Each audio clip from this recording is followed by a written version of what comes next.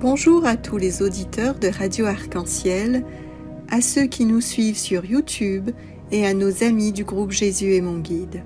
C'est avec joie que nous vous retrouvons, Cécile et moi, ce lundi 15 mai 2023 pour la lecture de la parole de Dieu. Aujourd'hui, nous fêtons Sainte Denise, qui subit le martyre en 251 en Turquie. Alors que la religion chrétienne est interdite par le pouvoir impérial romain, des chrétiens sont arrêtés. Certains demeurent fermes sous les tortures dans leur profession de foi au Christ, mais un d'entre eux a renié sa foi. Le voyant sortir du tribunal avec son certificat de vie sauve, Denise, une adolescente, se met à crier « Le pauvre malheureux, pour quelques moments de plus ici-bas, il s'est à jamais perdu dans l'autre monde. » Par le cri de son cœur et de sa foi, Denise manifeste qu'elle est chrétienne. Conduite devant le proconsul, elle affirme « Je n'ai pas peur de tes menaces, j'ai un ami plus puissant que toi, Dieu, qui peut m'assister dans tous les supplices. » Elle est décapitée en même temps que d'autres chrétiens le 15 mai 251. Sainte Denise, que le sang du martyr que tu as versé fasse fleurir dans nos familles l'amour de Dieu et du prochain, qu'il soit semence d'éternité et de sainteté. Amen.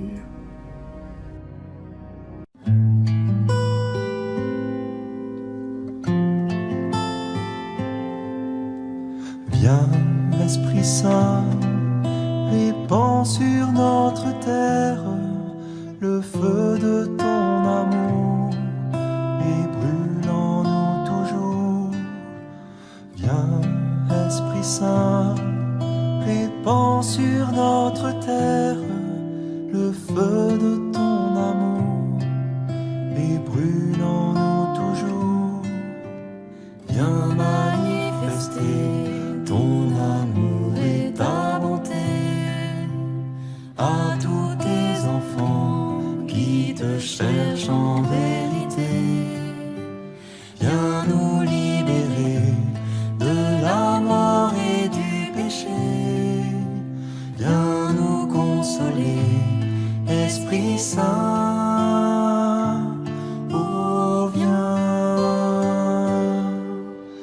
Viens, Esprit Saint, répands sur notre terre le feu de ton amour et brûle en nous toujours. Viens, Esprit Saint, répands sur notre terre le feu de ton amour et brûle en nous toujours.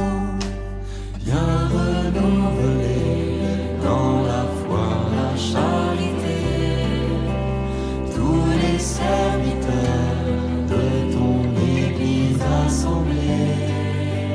Viens nous réchauffer, que nous puissions proclamer Jésus est Seigneur, Esprit Saint. Oh,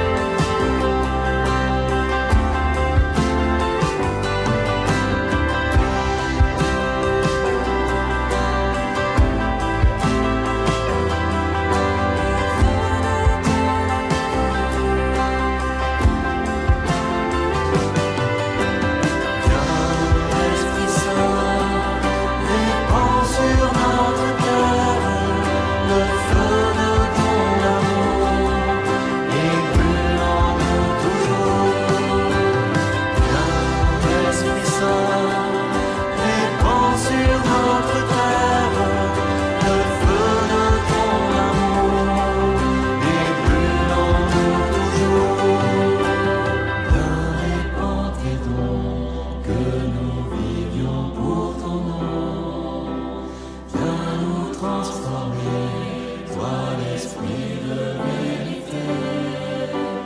Donne-nous ta joie, viens esprit de sainteté. Viens nous embraser, Esprit Saint. Oh, viens, Esprit Saint, répands sur notre terre le feu de ton amour et brûlons-nous toujours. Viens, Esprit Saint, répands sur notre terre le feu de ton amour et brûlons-nous toujours.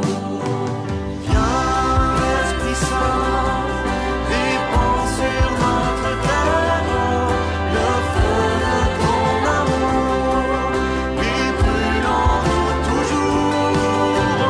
Viens, Esprit Saint, répands sur notre terre le feu de ton amour et brûlons-nous toujours.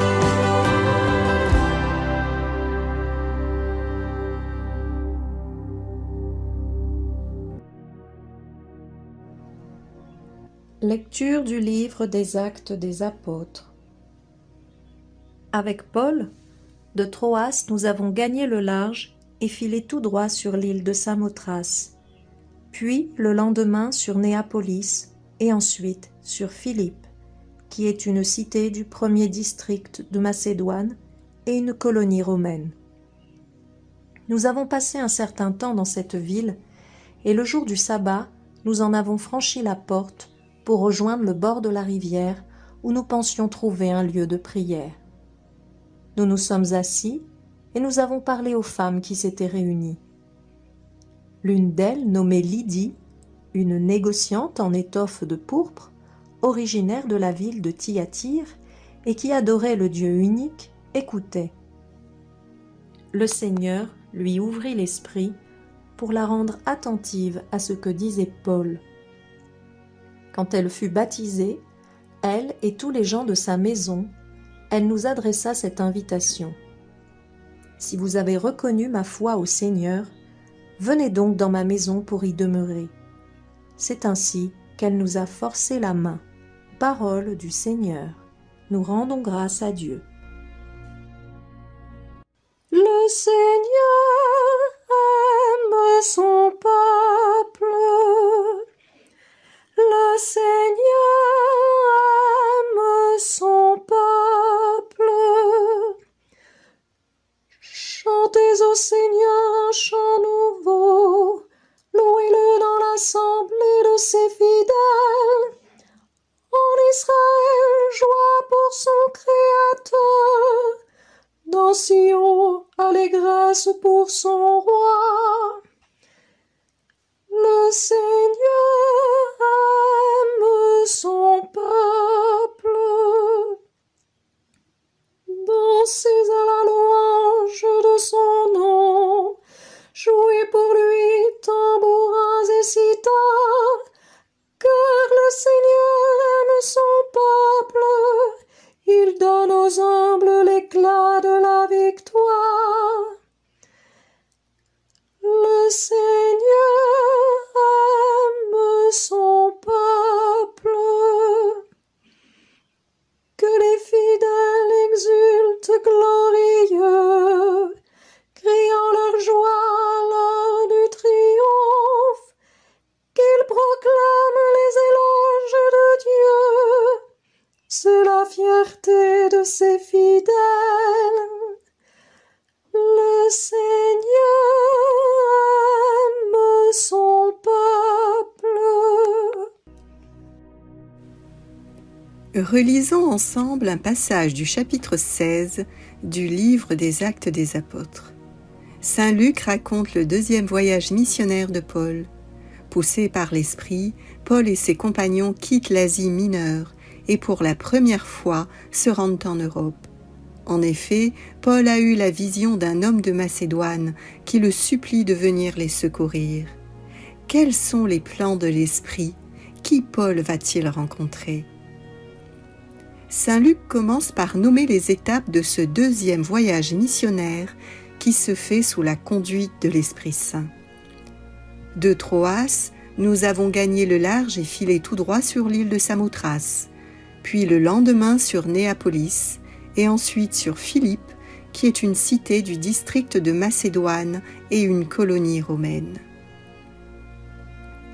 L'évangéliste s'attarde alors sur la rencontre avec Lydie. C'est une femme d'affaires, une négociante en étoffe de pourpre, originaire de la ville de Thyatire. Cette ville était renommée pour la teinture pourpre, ce colorant extrait d'un coquillage qui avait fait sa richesse. Lydie, bien qu'originaire de Thyatire, s'était établie à Philippe en Macédoine. Saint Luc la présente comme une adoratrice du Dieu unique. Il s'agit d'une prosélyte juive, ceux qu'on appelait à cette époque les craignants Dieu, des païens de naissance convertis au judaïsme. Chose étonnante, Paul la rencontre le jour du sabbat avec d'autres femmes en prière hors de la ville, au bord de la rivière. C'est que les Juifs de la diaspora, souvent persécutés ou difficilement tolérés, n'avaient pas partout dans les villes des lieux de culte réguliers. Ils se réunissaient en plein air comme ils le pouvaient et recherchaient le voisinage des rivières, leur permettant de faire des ablutions qui étaient courantes dans les cérémonies de purification juive. Saint Luc dit que Lydie écoute Paul les évangéliser. Il s'agit d'une écoute active, avec une vraie disponibilité à l'annonce de la parole, puisque l'évangéliste déclare que le Seigneur lui ouvrit l'esprit pour la rendre attentive à ce que Paul disait. Ainsi, c'est le Christ qui accorde l'esprit lorsqu'il voit une véritable volonté de le chercher et une vraie disponibilité à sa présence. Cependant, si l'écoute ne se traduit pas en action, cette écoute est vaine. D'ailleurs, l'évangéliste Luc ne dit-il pas « Bienheureux sont ceux qui écoutent la parole de Dieu et qui la gardent » ?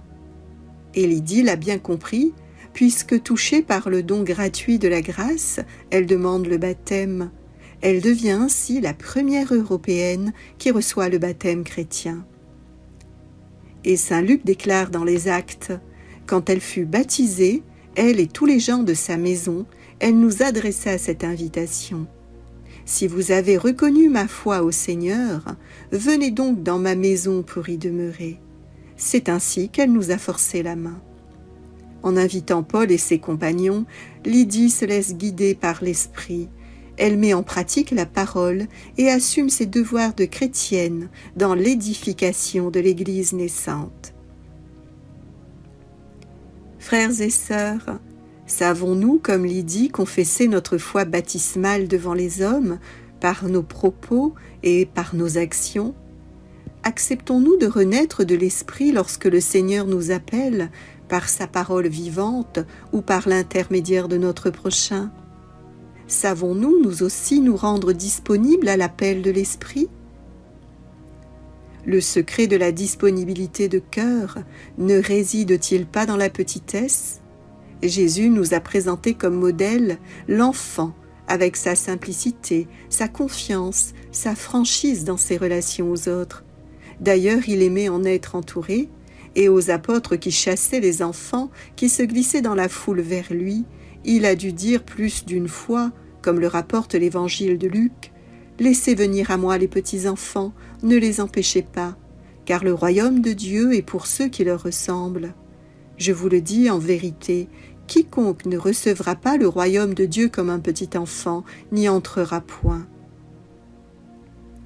Jésus fait l'éloge de la petitesse, de l'humilité que l'on trouve chez les enfants, autant de vertus naturelles qui leur donnent un cœur ouvert, disponible à l'appel de Dieu, comme le dit Jésus dans l'évangile de Matthieu.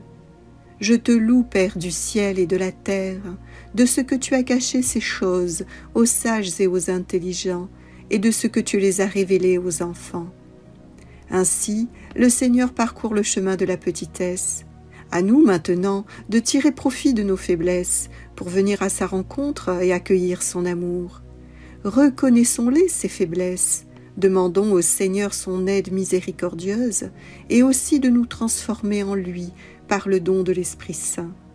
Alors nous serons comme Lydie, avec un cœur ouvert à la présence de Dieu. Frères et sœurs, ce récit du baptême de Lydie m'étonne. Pourquoi la liturgie nous propose-t-elle ce passage du baptême alors que nous venons de traverser Pâques et que nous nous dirigeons le cœur plein d'allégresse vers l'Ascension et la Pentecôte?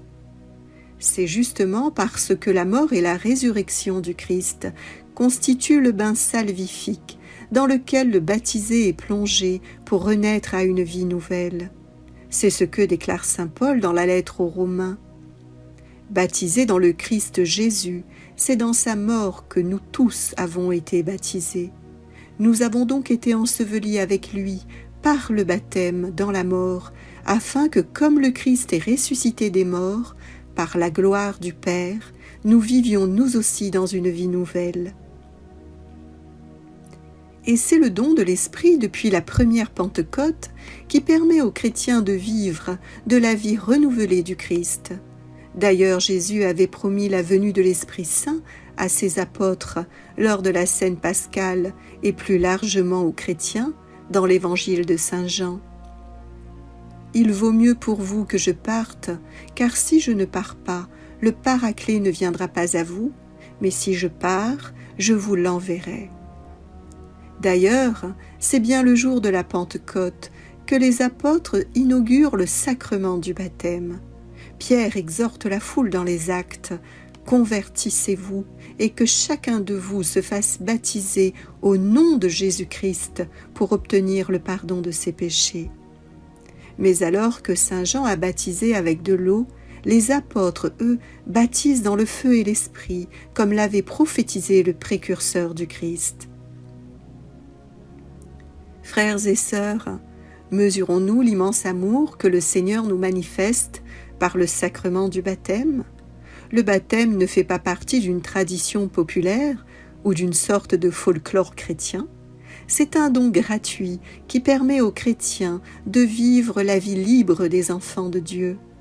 Par le baptême, nous sommes une création nouvelle, c'est-à-dire un fils adoptif de Dieu, devenu capable de croire en lui, devenu capable de l'aimer dans une rencontre personnelle et devenu capable d'espérer en lui.